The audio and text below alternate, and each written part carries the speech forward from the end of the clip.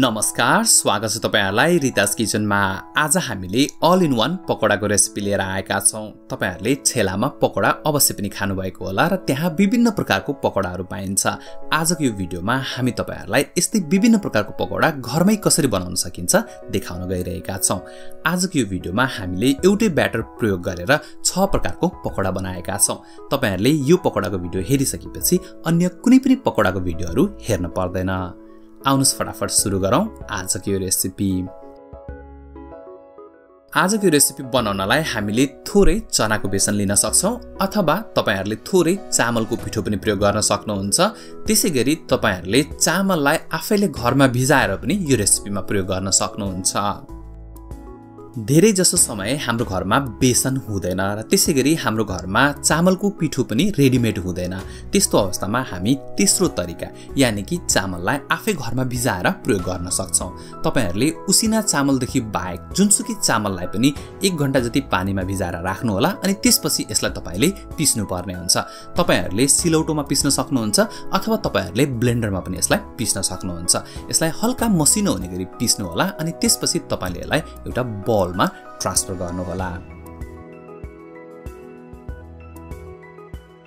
यो चामलको पिठोमा तपाईहरुले 3-4 ठूलो चम्चा मैदा अथवा आटा प्रयोग गर्न सक्नुहुन्छ। चामलको पिठोले क्रन्चीनेस दिन्छ भने मैदाले चाहिँ बाइन्डिङको काम गर्छ। त्यसैले गर्दा तपाईले मैदा अथवा आटा जे पनि प्रयोग गर्न सक्नुहुन्छ। यो मिक्सरमा कति पानी चाहिन्छ त्यो अनुसार तपाईले पानी एड गर्नु होला र यसलाई राम्रोसँगले मिक्स गर्नु होला। हामीले आज बनाउने यो ब्याटर एकदम धेरै पातलो हुनु हुँदैन। हामीले यसलाई बाक्लै राख्नु पर्ने हुन्छ। त्यसैले एकदम धेरै पानी नहाल्नु होला र बाइ चान्स यो एकदमै गिलो भयो भने तपाईले अझ थोरै आटा अथवा मैदा एड गरेर यसको कन्सिस्टेन्सी एडजस्ट गर्न सक्नुहुन्छ। अब आउनुस् हामी फटाफट यसमा थोरै मसला एड गरौँ। हामीले यहाँ आधा सानो चम्चा बेसार प्रयोग गरेका छौं। त्यसैगरी 1 सानो चम्चा नुन पनि हालेका छौं। नुन तपाईहरुले आफ्नो स्वाद अनुसार एडजस्ट गर्नु होला। त्यसैगरी हामीले यहाँ 2 सानो चम्चा अदुवा लसुनको पेस्ट पनि एड गरेका छौं। अदुवा लसुनको पेस्टले एकदमै राम्रो स्वाद दिन्छ। त्यसैगरी हामीले यहाँ थोरै आधा सानो चम्चा जति मरिच पनि प्रयोग गरेका छौं। त्यसैगरी हामीले यहाँ थोरै आधा सानो चम्चा जति ज्वानो पनि प्रयोग गरेका छौं। ज्वानोले स्वादको साथसाथै डाइजेसनमा पनि हेल्प गर्छ। त्यसैले यसलाई स्किप नगर्नु होला। अब हामीले यसमा 1.5 सानो चम्चा जति खोर्सानीलाई पनि मसिनो गरी काटेर एड गरिदिएका छौं। तपाईहरुले सुक्खा खोर्सानीको धुलो पनि प्रयोग गर्न सक्नुहुन्छ। त्यसैगरी आधा सानो चम्चा बेकिङ पाउडर प्रयोग गरेका छौं। यो बिल्कुल अप्सनल हो, छैन भने नहाल्दा पनि हुन्छ र फुड कलर पनि एकदमै अप्सनल हो। छ भने प्रयोग गर्नु होला, छैन भने नहालिकन पनि बनाउन सकिन्छ।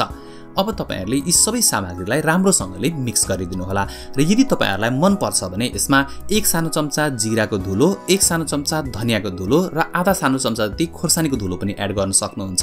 त्यसो गर्दाखेरि मसलाको स्वाद पनि आउँछ। मैले चाहिँ आज यसमा केही पनि मसला प्रयोग गरेको छैन। यो ब्याटर तयार भइसकेको छ। अब यो ब्याटरलाई तपाईले चेक गर्नुपर्ने हुन्छ। तपाईहरुले पकोडा बनाउन सुरु गर्नुभन्दा पहिला यो ब्याटरलाई एकपल्ट चाख्नु होला। यसमा नुन कम छ भने नुन एडजस्ट गर्नु होला अनि त्यसपछि यसलाई तपाईले छोपेर एकछिन रेस्ट गर्नलाई साइडमा राखिदिनुस्। सबैभन्दा पहिला हामी यहाँ अन्डा पकोडा बनाउँदै छौं। त्यसैले गर्दा हामीले 5 वटा अन्डालाई उमालेर लिएका छौं। तपाईहरुले अन्डालाई ठण्डा गर्नु होला। ठण्डा भइसकेको अन्डा काट्न एकदमै सजिलो हुन्छ। तपाईहरुले भिडियोमा देखाएसरी नै अन्डालाई आधा-आधा गरेर काटेर तयार पार्नु होला। अब तपाईले माथिबाट थोरै चाट मसाला र बिरे नुन पनि छर्नु पर्छ। त्यसो गर्दाखेरि अन्डाको भित्र पनि स्वाद आउँछ। त्यसैगरी हामीले थोरै काउलीलाई पनि काटेर तयार पारेका छौं। तपाईहरुले भिडियोमा देख्न सक्नुहुन्छ। काउलीलाई पनि भिडियोमा देखाएसरी नै काटेर तयार पार्नु होला अनि त्यसपछि यसलाई उम्लिरहेको पानीमा 4-5 मिनेट पकाउनु पर्ने हुन्छ। त्यसैगरी हामीले थोरै आलुलाई पनि स्लाइस गरेर लिएका छौं। आलुलाई यसरी काटिसकेपछि पानीमा राख्नु होला, नत्र भने आलु कालो हुन्छ। स्लाइस गरिसकेको आलुलाई पनि काउलीसँगै पानीमा राखेर 3-4 मिनेट बोइल गर्नु होला। यसरी तपाईहरुले आलु र काउलीलाई 3-4 मिनेट ब्लेन्चिङ गर्दाखेरि यो हल्का सफ्ट हुन्छ अनि पकोडा फ्राई गर्ने बेलामा काँचो रहने सम्भावना हुँदैन। तपाईहरुले यो आलु र काउलीलाई एउटा बोलमा निकाल्नुस् अनि हामी अन्य तयारीहरु पनि गर्छौं। हामीले थोरै बैगुन पनि काटेर तयार पारेका छौं। बैगुनलाई भिडियोमा देखाएसरी नै काट्नु होला अथवा तपाईहरुले स्लाइस पनि गर्न सक्नुहुन्छ। ताजा बैगुन छ भने भेट्नासँगै प्रयोग गर्न सकिन्छ। त्यसैगरी हामीले थोरै खोर्सानी पनि चिरेका छौं। खोर्सानीलाई चिर्न एकदमै जरुरी छ, नत्र भने यो तेलमा पड्किन सक्छ। अब आउनुहोस् हामी फटाफट पकोडा बनाउन सुरु गरौँ। सबैभन्दा पहिला त अघिको ब्याटरलाई तपाईले एकपटक राम्रोसँगले मिक्स गर्नुपर्ने हुन्छ र यसमा पानी चाहिन्छ भने थोरै राखेर एडजस्ट गर्नुहोला। सबैभन्दा सुरुमा हामी अन्डा पकोडा बनाउँदै छौं, त्यसैले गर्दा हामीले एक एक गरेर सबै अन्डा यो ब्याटरमा एड गरिदिएका छौं र त्यसपछि हामीले यो अन्डालाई राम्रोसँगले ब्याटरमा सबै साइड छोपिने गरी डुबाउनु पर्छ। एक एक गरेर तपाईले यो अन्डालाई तेलमा राखेर अनि फ्राई गर्नुपर्ने हुन्छ र तेलको टेम्परेचर पनि मिडियम हुनुपर्छ। एकदम धेरै तातो पनि हुनु हुँदैन र एकदम धेरै चिसो पनि हुनु हुँदैन।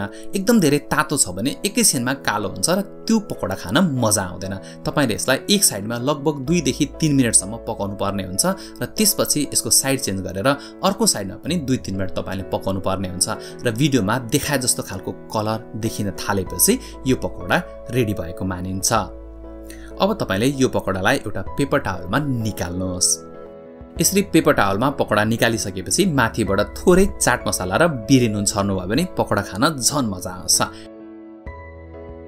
हामीले सबै अन्डा पकोडा बनाएर तयार पारिसकेका छौं। अब हामी काउलीको पकोडा बनाउँदै छौं। काउलीलाई पनि तपाईले ब्याटरमा एड गरिदिनुस् अनि त्यसपछि यसलाई एकपटक एकदमै राम्रोसँगले मिसाइदिनु होला। तपाईहरुले यो काउलीलाई ब्याटरमा राम्रोसँगले कोटिङ गर्नुभयो भने एकदमै स्वाद बढ्छ। त्यसले गर्दा यसलाई राम्रोसँगले ब्याटरमा डुबाएर एक एक गरेर तेलमा एड गरिदिनु होला र अहिलेको जस्तै तेलको टेम्परेचर अहिले पनि मिडियम नै हुनुपर्छ। मिडियम तातो तेलमा हालेर यो काउलीलाई तपाईले 3-4 मिनेट एक साइडमा फ्राई गर्नुपर्ने हुन्छ। काउली पाक्न अलिकति बढी समय लाग्छ, त्यसैले गर्दा आगो चाहिँ मिडियम भयो भने यो एकदमै राम्रोसँगले पाक्छ।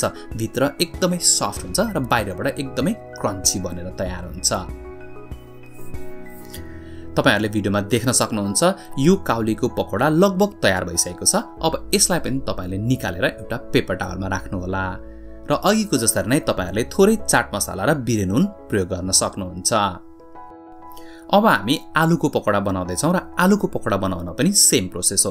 तपाईहरुले आलुलाई ब्याटरमा राख्ने अनि त्यसपछि यसलाई एकदमै राम्रोसँगले मिक्स गर्नु होला र आलुलाई राम्रोसँगले वरिपरि कोटिङ गरेर अनि तपाईले एक एक गरेर मिडियम तातो तेलमा एड गर्नुपर्ने हुन्छ।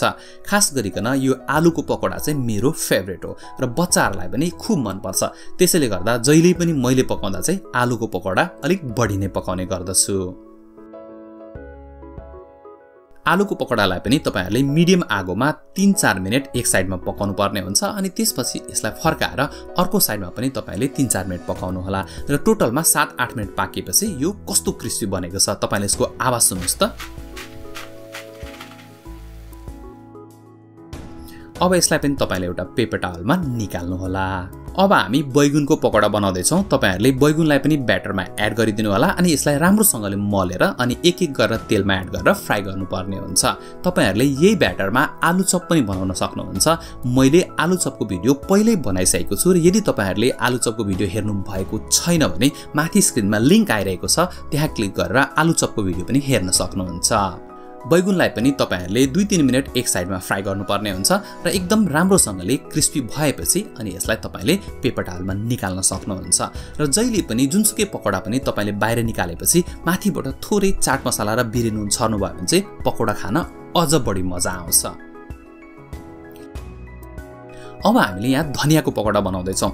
धनियाको पकोडा तपाईहरुको लागि नयाँ हुन सक्छ, तर तपाईले धनियाको पनि पकोडा बनाउन सक्नुहुन्छ। धनियालाई भिडियोमा देखाएसरी नै तपाईले ब्याटरमा कोट गर्नु होला अनि त्यसपछि यसलाई तपाईले तेलमा राखेर फ्राई गर्नुभयो भने यो एकदमै क्रिस्पी बन्छ अनि वास्तवमा एकदमै मजा आउँछ खानालाई।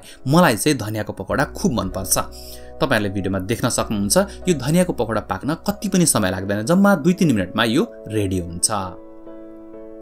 खास गरिकन धनिया मन पर्ने मान्छेलाई त यो एकदमै बेस्ट हुन्छ। यो धनियाको पकोडा पनि तयार भइसकेको छ। अब तपाईले यसलाई पनि एउटा पेपर टावलमा निकाल्नु होला। अब हामीले यहाँ थोरै खोर्सानीको पकोडा पनि बनाउँदै छौं। स्पाइसी खाना मन पराउने मान्छेको लागि खोर्सानीको पकोडा एकदमै मिठो हुन्छ। तपाईले खोर्सानीलाई ब्याटरमा कोट गर्ने अनि त्यसपछि तेलमा एड गरेर यसलाई फ्राई गर्नुपर्ने हुन्छ। तपाईहरुले भिडियोमा देख्नुभयो हामीले एउटै ब्याटर प्रयोग गरेर कति धेरै प्रकारको पकोडाहरू बनाएका छौं। तपाईहरुले वास्तवमा अझ धेरै प्रकारको बनाउन सक्नुहुन्छ। तपाईहरुले लौकालाई पनि स्लाइस गरेर लिन सक्नुहुन्छ, काँचो केरा प्रयोग गर्न सक्नुहुन्छ, परवल प्रयोग गर्न सक्नुहुन्छ। त्यसले गर्दा तपाईहरुसँग घरमा के भेजिटेबल्स छ त्यही भेजिटेबल्स प्रयोग गरेर यसरी नै पकोडा बनाउने प्रयास गर्नु होला अनि कस्तो भयो कमेन्ट गरेर भन्न चाहिँ नबिर्सिनु होला। तपाईहरुले हाम्रो फेसबुक ग्रुपमा फोटो पनि पठाउन सक्नुहुन्छ। भिडियो हेरेर साथ दिनुभएकोमा तपाईहरुलाई धेरै धेरै धन्यवाद। भिडियो मन परेको भए लाइक गरिदिनु होला, कमेन्ट गरिदिनु होला अनि साथै हाम्रो च्यानललाई सब्स्क्राइब गरेर हामीलाई सपोर्ट पनि गरिदिनु होला। हाम्रो च्यानलमा थुप्रै भिडियोहरु छन्, तपाईहरुले यहाँ दिएको लिंकमा क्लिक गरेर भिडियोहरु हेर्न सक्नुहुन्छ। साथै तपाईहरुले यही दिएको लिंकमा क्लिक गरेर हाम्रो च्यानललाई सब्स्क्राइब पनि गर्न सक्नुहुन्छ। हामी यस्तै नयाँ भिडियो लिएर आउने गर्दछौं। भिडियो अन्तिमसम्म हेरिदिनु भएकोमा तपाईहरु सबैजनालाई धेरै धेरै धन्यवाद।